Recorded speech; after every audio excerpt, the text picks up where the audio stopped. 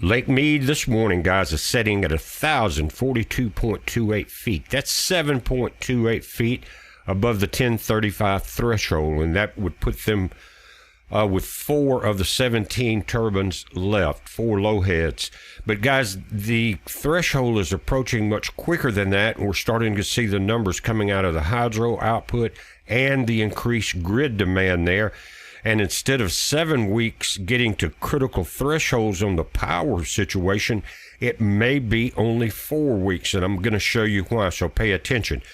Right now, again, they have choked back, 30 to 35% of the hydropower because you lose 5 to 6 megawatts. Think about that per 1 foot drop in lake elevation. And guys, both the 1038 number and the 1035 number that I'm using are on the linear scale where the temperatures don't increase, power doesn't decrease, output and evaporation stays exactly the same. At the linear rate, we're going a little over a foot a week. And so 1038 means we're 4 weeks away from that point. Now that's become a bigger issue than it was before. And this 1038, guys, again, the lake will hit that in 4 weeks. When it hits 1038, the Bureau of Reclamation will be forced to implement severe immediate operational changes. The 35,000 megawatt weekly loss, dropping from 1042 to 1038, not 1035, strips another 20 to 24 megawatts of maximum capacity off the dam due to the loss of hydraulic head pressure. Now, we've already cut back, or they have cut back, about 30 or 35%. Now, they're talking about in 4 weeks losing another 20 to 24 megawatts. The reason I'm doing the video is we know the lake is collapsing. Nature's taking things back, putting it back to normal. But what I'm doing here is showing you that the power grid is going to be in trouble much quicker than we thought. And that should help anybody making any kind of decisions of what they're going to do about remaining or staying in that area or whatever it is. Because right now, because Mead has lost 30 to 40% of its power, they have shifted to the grids. Now, the grids are already overloaded. They're not designed to run 24/7 loads. And because they need the nighttime cooling. So because the load 30 to 40%, guys, think about this. They supply Phoenix and Los Angeles with power. But losing that already has put a large load back onto the main grid. You're burning more coal and diesel and things like that and fuel, oil to produce power instead of clean hydropower, right? But this 35,000 megawatt hour weekly loss, that's what we're talking about, dropping to 1042 to 1038 strips another 20 to 24 megawatts again of maximum capacity off the dam. Now, over a full week of peak operation, that deletes thousands of megawatts from the Southwest grid. That's why I'm concerned even the 4-week number to 1038 may come quicker, or we may see rules and regulations set in a little above 1038. But the title of the video, 4 weeks, are you ready? That's 1038. We're getting there quicker than 4 weeks because it's just over a foot per week drop now at Mead. Now, we're going to go back to what we've talked about before, this intake vortex warning zone. And at 1038, that's what's going to happen at Mead. The water column above the massive penstock intake towers gets dangerously shallow. Just like a bathtub nearing the end of the drain, guys, the water will begin to form surface whirlpools. And this creates the damage to the turbines that we've talked about in many videos. It's just moving a little faster now. Now, the Bureau of Reclamation, in their August 24th monthly study that's coming up, if the lake hits 1038 feet, right as that study is published, the feds will legally be forced to declare a Tier 3 shortage condition for the upcoming year. That changes things very quickly. Plus, again, when you start seeing cavitation at 1038, 2 things have to happen. The turbines have to be basically shut down, or you have to have an immediate inflow from Lake Powell. Both are in trouble. Both are losing a foot a week. Guys, and what that does, again, at 1035, it shifts the crisis from a slow burn to a legal hammer. It automatically triggers the deepest mandatory water delivery cuts in the history of the river, forcing Arizona to lose up to 33% of its total state allocation and forcing California to absorb massive, unprecedented cuts to its agricultural sectors. You see the double whammy here at Tier 3? Power and downstream water, guys, at the exact time and the exact heat when water's needed the most. And remember, guys, Tier 3 is an immediate order almost.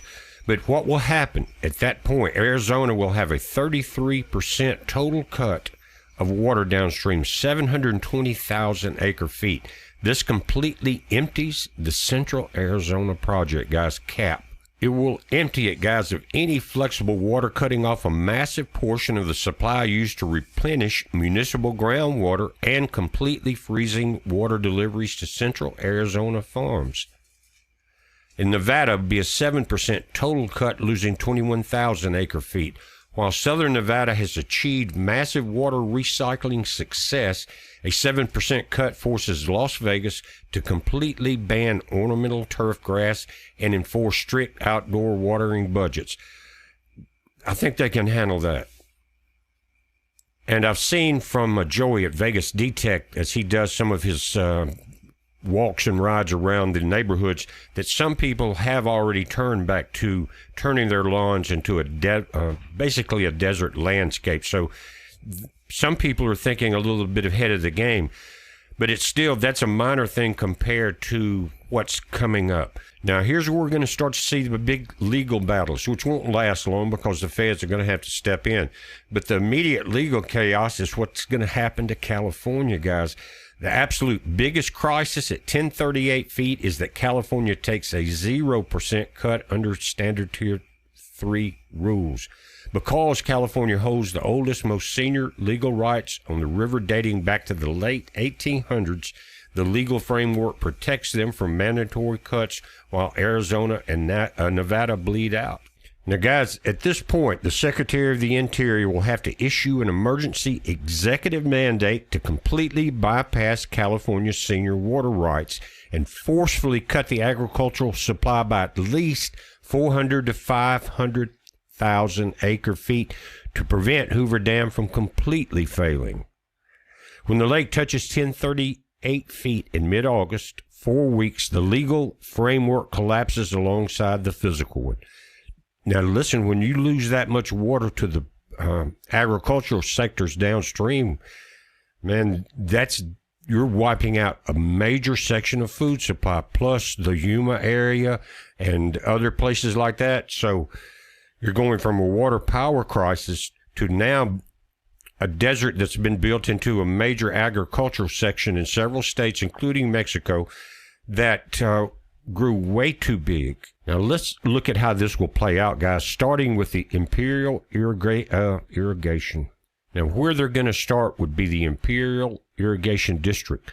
Located in California's southeast corner, the IID is what they call it, is the single largest user of Colorado River in the entire basin, historically consuming 3.1 million acre feet per year, the largest drain. Now, until the feds do step in, guys, the California area holds senior water rights, and it has always historically avoided mandatory shortages.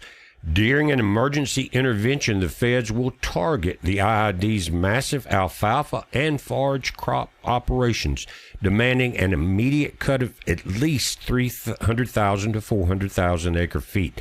This will be executed by forcing crop switching or total seasonal fallowing of water-intensive winter greens and hay. In other words, they won't plant them. And then you got the Palo Verde Irrigation District, guys. It's situated right along the Colorado River near Blythe. It irrigates approximately 130,000 acres of highly fertile desert valley floor. The target would be that Again, PVID hosts some of the absolute oldest priority one rights on the river. The federal government will force them into an aggressive, non-voluntary land fallowing program, also mandating that up to 25 to 35% of local fields remain completely dry to prevent those acre feet from leaving the river channel. Do you see the food depletion in the middle of the power and the water depletion? Also, you have the Coachella Valley Water District, guys, and it relies on what they call the All-American Canal. That's via the Coachella Canal branch to import over 300,000 acre feet annually for premium agriculture, dates, grapes, citrus, and golf course resorts. And the target will be because it ranks lower in priority than the other two. But their agricultural supply will be heavily cut, forcing local farms to survive almost exclusively on strained local groundwater pumping. And going back to 1963, the Supreme Court mandate, it was titled Arizona versus California, the Supreme Court officially decreed that the Secretary of the Interior acts as the master allocator of the Lower Colorado River. In a declared structural emergency, this president allows the secretary to completely ignore standard state level water law priorities and explicitly dictate who gets water based on critical human health and safety. At that point, the Bureau will issue formal emergency orders invalidating the standard delivery contracts held by California districts. The Fed will legally argue that physical structural failure at Hoover Dam constitutes an act of God/infrastructure emergency, instantly suspending California's right to draw its full 4.4 million acre-foot baseline allocation. The things are happening fast, and we're seeing them now. In 4 weeks, we're going to see drastic changes. And going back to the grid for a moment, remember I mentioned that as each foot of water drops, we lose so much power, 5 to 6 megawatts. And that's what we're seeing already, guys. It says the spot markets in natural gas, it's when Hoover Dam's turbines are choked due to low water pressure. Utilities bound by contract to deliver power must immediately purchase replacement energy from the open grid. This fossil fuel pivot, the utilities in Arizona, Nevada, and California are actively replacing lost hydro generation by ramping up the natural gas fired power plants or buying fossil fuel power on the spot market. Again, it's raising rates. We talked about that. And guys, because the feds have intentionally choked water releases from Lake Powell down to Meade to save upstream generators, utilities recognize that the Hoover Dam shortfall is permanent. This has triggered a massive accelerated shift into regional renewables. They're building more solar offsets. They've been doing it, saying regional providers are rapidly deploying massive solar arrays, such as the Apache solar projects in Arizona, specifically designed to generate bulk daytime power to compensate for the missing megawatts of the dam. They're doing a battery overhaul. Hydropower's greatest asset was its ability to turn on in seconds when electricity demanded spike. Grid operators are replacing these specific peaking assets. In other words, you could immediately release water and crank those turbines up. It was in a big downtime. But the grid operators are replacing these specific peaking assets by building utility-scale lithium-ion battery storage facilities. These batteries charge using cheap daytime solar and discharge during evening peak hours, mimicking Hoover Dam's historic role. Now, the backup with solar, guys, and the battery, the industrial-scale battery backup systems that they're building and planning, it's a good idea. I don't think it is on an industrial scale, but for an individual homeowner to have a solar system that has both solar and battery backup is excellent. I would never tie one into the grid for any reason. It just doesn't work well like that. You want to be completely independent. In that way, any line problems or things like that, shortages, does not come into your system and it's not being controlled. But batteries and solar, I highly recommend. But in this case, they are actually stacking more wood on the fire, because when you're dealing with 24/7 grid problems. Like the solar and the battery is still going into these wires. Same wires, just a different input. You understand what I'm saying? And with summer coming on, you're not going to go, you're not really going to go much above the higher power records, but you are going to be putting continuous power on the grid to make up for the megawatts of power lost at Meade. You understand what I'm saying? So now everybody else has got to work harder supplying that grid. And that's where we're going to start to see increased blackouts. It's just data. It's not a fear thing. It's looking at the numbers and being aware of what you're reading. Nothing magical, nothing mythical. I don't care who writes a 24-month report. We're looking at what is going on. Again, the infrastructure is not designed for it to start with, much less that many sections of it, the transformers are very old. But it's not designed for the continuous maximum thermal loads at 115 degree Fahrenheit desert heat.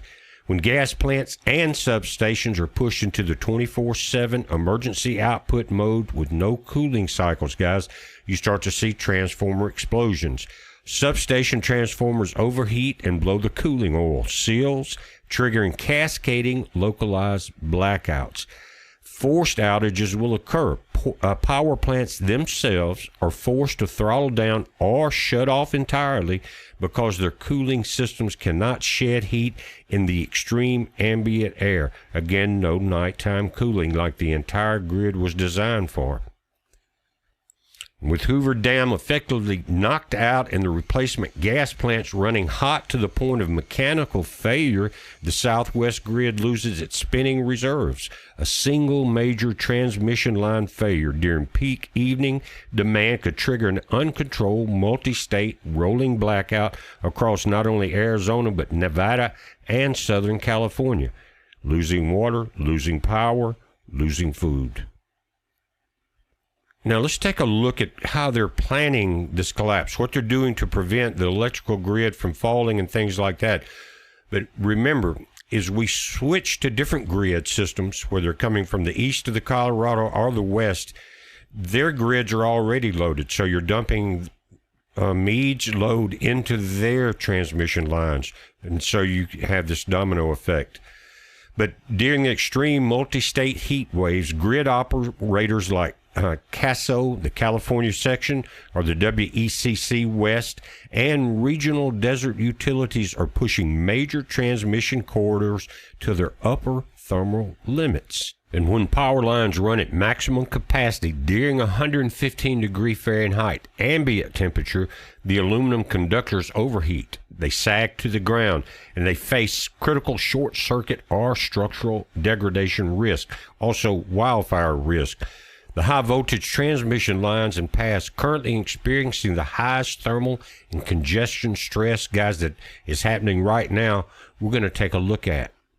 And for you guys that live in any of these areas, this is pretty good information that I would want to know. But in the west of the river corridor is what they call it. And it's a massive network of high voltage lines running from Hoover Dam, again, that's going to be cut back, and eastern Nevada, western Arizona, straight into the southern California load centers.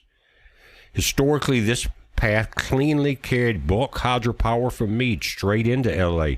Now, because Meade cannot provide its standard stabilizing spinning reserves, utilities are forcing massive blocks of gas-fired power from Arizona and solar plus battery power along this exact path to offset the missing hydro megawatts, pushing the lines right to their thermal ratings. Again, remember, in this heat, we've seen a lot of wildfires, and when you start to have any kind of lines popping or sagging or transformers popping, you're looking at a very high rate of forest fire ignition. Now, in the Pacific, guys, they've got the Path 65 and 66 corridor. Massive corridors linking the Pacific Northwest down into Southern California. Because the Southwest is starved of its own reliable desert hydropower anchors now, the CAISO has to continuously call for maxed out power imports from the Northwest, forcing thousands of megawatts south along these lines during these concurrent heat waves causes those lines to run incredibly hot also, triggering strict monitoring by grid engineers to prevent dangerous physical line sagging. So that's what I was talking about. As we lose power from Meade, and they switch to the other sources, from the grid and solar, all of that, it dumps the load on the lines that are already in trouble. And that's about to happen. Now they've got Path 49, which is east of the river. And again, it's the tie-in between Arizona and California. Running between West Wing Palo Verde in Arizona and Devers in Southern California. This is a stress point. The Palo Verde nuclear hub and neighboring natural gas plants are being forced into nonstop 24/7 generation to keep up with regional cooling demands. And may I add, heavy industrial demand. This creates massive bottlenecks at the Arizona-California border. Grid operators are walking a tightrope now, trying to export maximum generation westward without triggering local thermal line trips. It reminds me of the engineers trying to balance Lake Powell and Lake Meade out. We're running into several bottlenecks in all directions. And as you saw in the videos yesterday, the entire planet is in trouble. So all of this data would be very important if you are making plans on how you want to handle it. Now, you got one more line tied into this, and they call it Path 27, and it's the Intermountain Power Project. Running from the Intermountain Generating Station in Utah directly to the Adelanto Converter Station in Southern California, and they're calling a DC line output. But this stress point is that the direct current lifeline for the Los Angeles Basin. As the regional hydro grid experiences rapid volatility from Meade and Powell, these massive coal/gas to renewable line is run at flat-out capacity to provide baseload stability, leaving zero room for unexpected equipment failures. And guys, a lot of this could have been dealt with a little differently if major railroads in California and other places and caves and highways under the mountains had been those dollars turned into upgrading your grid. But no, that wasn't, in the plans at that time. Now, as we speak, reports are coming in, guys, that utilities like the Nevada Energy, APS, and the Salt River Project, the grid congestion reports are highlighting that the bulk power gateway substations, the critical highway junctions feeding both metros, are absorbing the highest thermal and electrical stresses. Again, with Hoover's Dam generation severely choked, these specific major terminal hubs are working overtime to route massive replacement power into Las Vegas and Phoenix at the worst possible times in the record heat. Now, I'm not going to keep you any longer on this video. Just an update on where we're moving, and it's a little quicker because now they're looking at 1038, a little harder than they were 1035. Guys, and thus our title, 4 weeks, are you ready? Moving that 1035 line to 1038 makes a big difference. And what did I just read? That these critical Nevada Energy, APS, and Salt River Project grid congestion is causing their highest thermal and electrical stress right now. It could happen at any moment. Blackouts could begin. Transformers could start popping. The heat's increasing. The data does not lie. Make your plans. Plan accordingly. You'll be the one that decides your own path, but make sure your path is pointing in the right direction. You don't want to run head into bigger problems. And guys, I've said this for 15 years. The cities will become major problems. Congestion, especially if people are looking for ways to find cooler weather in the mountains or find some place with AC or find water and food, things will become very hectic under blackout conditions. And now we're right at the point of seeing that happen. So guys, again, we love you. Our Father loves you very much. This is a major heads up, guys. Be very safe.